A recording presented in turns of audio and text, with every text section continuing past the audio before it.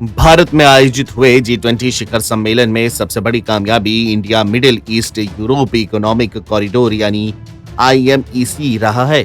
Rail और बंदरगाह के जरिए ये कॉरिडोर भारत को मिडिल ईस्ट और मिडिल ईस्ट को यूरोप और अमेरिका से जोड़ने का काम करेगा।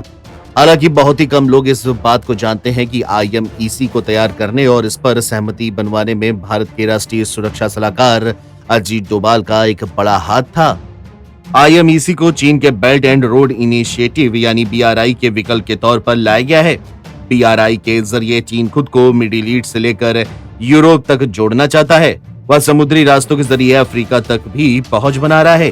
चीन सड़क, रेल और समुद्री मार्गों के जरिए एक ऐसा नेटवर्क बना रहा है जिससे पूरी दुनिया तक उसकी पहुंच हो जाए। हालांकि चीन के ऐसा करने से पहले ही अजीत डोभाल ने IMEC के तौर पर ऐसा चक्रव्यूह रचा कि चीन उसमें फंस के रह गया।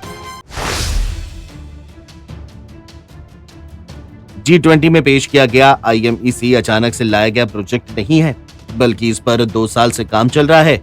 2 साल पहले अक्टूबर 2021 में एक फोरम का गठन किया गया था जिसका नाम I2U2 था। इसमें भारत, इजराइल, संयुक्त अरब अमीरात और अमेरिका शामिल थे। बाद में सऊदी अरब भी इसका हिस्सा बन गया। इस मेगा इंफ्रास्ट्रक्चर प्रोजेक्ट को तैयार करने के पीछे NSA अजीत डोभाल का हाथ है। अजीत डोभाल पिछले कई महीनों से IMEC में शामिल देशों के समकक्षों के साथ बातचीत कर रहे थे। उन्होंने सबसे ज्यादा चर्चा अमेरिकी NSA जैक सुलिवन के साथ की, जहां I2U2 में 4 देश थे। वहीं IMEC में 7 देश और एक यूरोपियन यूनियन शामिल है। भारत, अमेरिका, सऊदी अरब, UAE, फ्रांस, जर्मनी, इटली और यूरोपियन यूनियन इसके 8 भागीदार देश हैं। ये सभी देश इस प्रोजेक्ट को लेकर साथ आए हैं। अक्टूबर 2021 में सामने आया था I2U2 4 देशों का ग्रुप था। इसका मकसद 4 देशों के बीच टेक्नोलॉजी और प्राइवेट सेक्टर के सहयोग को बढ़ाना था। I2U2 को लेकर जब चर्चाएं चल रही थी तो उस वक्त IMEC का आइडिया सामने आया। उसी दौरान सऊदी अरब को भी इस प्लान में शामिल कर लिया गया। I2U2 इसीलिए बनाया गया था ताकि मिडिल ईस्ट में चीन के बढ़ते प्रभाव को रोका जा सके। धीरे धीरे IMEC ने अपना रूप धारण करना शुरू कर दिया। जून के महीने में प्रधानमंत्री नरेंद्र मोदी को अमेरिका के राजकीय दौरे पर जाना था।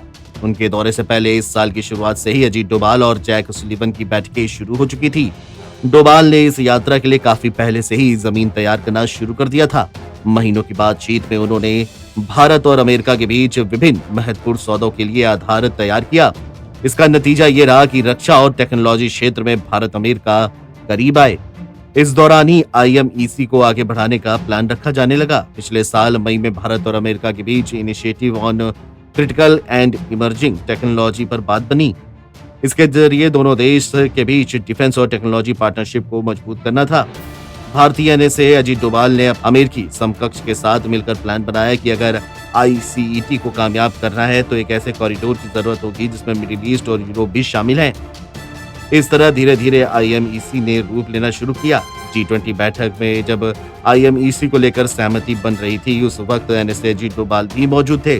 वह प्रधानमंत्री के पीछे बैठे हुए अपने प्लान को सफल होते हुए देख रहे थे।